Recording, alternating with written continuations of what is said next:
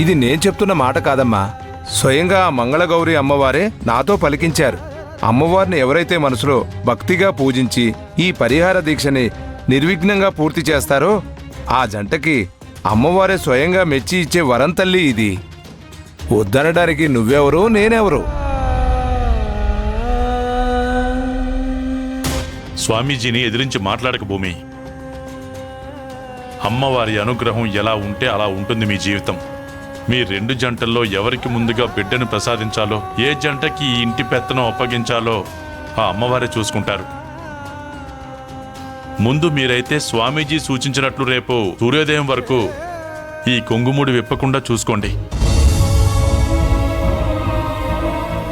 ఇంటి పెత్తనం కానీ హోటల్ వ్యాపారం కానీ మా అన్నదమ్ములిద్దరిలో ఎవరి చేతిలో ఉన్నా నాకు ఎటువంటి అభ్యంతరం లేదు.